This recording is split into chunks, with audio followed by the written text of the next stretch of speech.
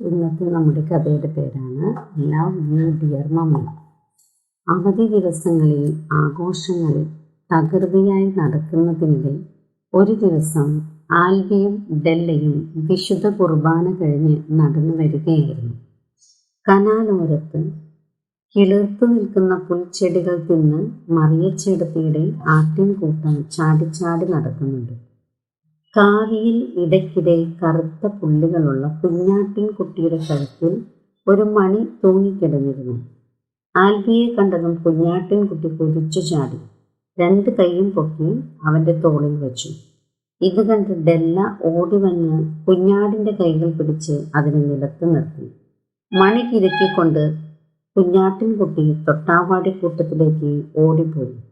അതിന്റെ കുതിച്ചു ചാടിയുള്ള ഓട്ടം കണ്ട് ആൽബി കുറെ നേരം നോക്കി നിന്നു.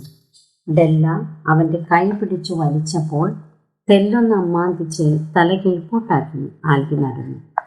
വീട്ടിലെത്തിയപ്പോൾ ഡെല്ലയുടെ കുറച്ച് കുപ്പിവളകൾ നൂലിൽ കോർത്ത് കഴുത്തിൽ കെട്ടി ആൽബി കുഞ്ഞാട്ടിൻകുട്ടിയായി തുള്ളിച്ചാടി കളിച്ചു. ടാപ്പിംഗ് കഴിഞ്ഞു വന്ന് കഞ്ഞി കുടിച്ചുകൊണ്ടിരുന്ന പപ്പ ഇത് കണ്ട് ചിരിച്ചപ്പോൾ ഡെല്ല മറിയച്ചേടത്തിയുടെ കുഞ്ഞാട്ടിൻകുട്ടിയെപ്പറ്റി വിശദീകരിച്ചു കൊടുത്തു. കുറച്ചു നേരം കഴിഞ്ഞ് ആവേശമൊക്കെ തീർന്നപ്പോൾ ആൽബി റബ്ബർ മരച്ചോട്ടിൽ പൊന്തി നിന്നിരുന്ന ഒരു വേരിൽ കയറിയിരുന്നു.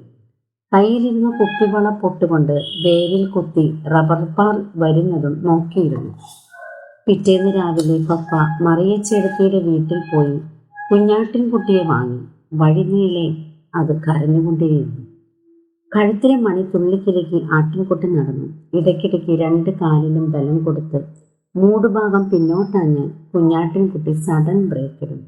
അപ്പോഴെല്ലാം പുതുതായി സ്കൂളിൽ പോകുന്ന കുട്ടികളെ എന്ന പോലെ പപ്പ അതിനെ തള്ളി വലിച്ചു നടത്തിക്കും.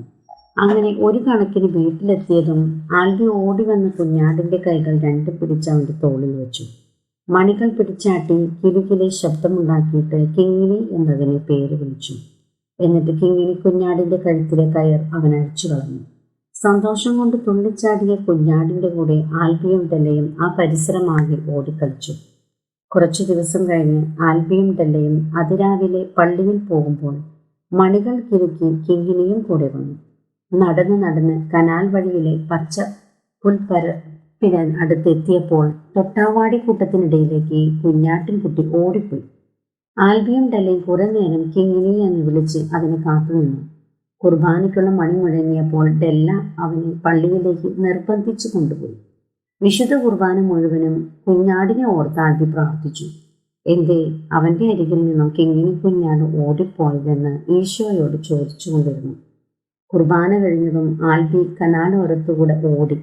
ഓട്ടത്തിനിടയിൽ പാണൽ ചെടികൾക്കിടയിലേക്കും കൊങ്ങിണി തലപ്പുകളുടെ മറവിലേക്കും നോക്കിക്കൊണ്ടിരുന്നു.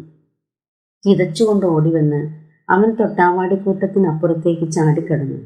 വെളുപ്പിൽ കറുത്ത പുള്ളികളുള്ള നെറ്റിയിൽ വളഞ്ഞ കൊമ്പുകളുമുള്ള ഒരു ആട് അവിടെ കിടക്കുന്നുണ്ടായിരുന്നു. കുറച്ചുകൂടി അടുത്ത് ചെന്നപ്പോൾ കുഞ്ഞാട്ടിൻകുട്ടി തല ചായ്ച്ച് അമ്മയാടിന്റെ ചൂടും പറ്റി കൂനിക്കുടി കിടക്കുന്നതാണ് കണ്ടത്. കിങ്ങിണിയുടെ തലയ്ക്കുമീതെ അമ്മയാട് നക്കി തുടച്ചു. പതിയെ തിരിഞ്ഞ് കനാലോരത്തേക്ക് ആൽബി നടക്കുമ്പോൾ ഡെല്ല അവനെ കാത്തു നിൽക്കുന്നുണ്ടായിരുന്നു. കിങ്ങിണി കുഞ്ഞാട് അമ്മയുടെ കൂടെ കളിച്ചോട്ടെ പാവം, ആൽബി ഡെല്ലയോട് പറഞ്ഞു.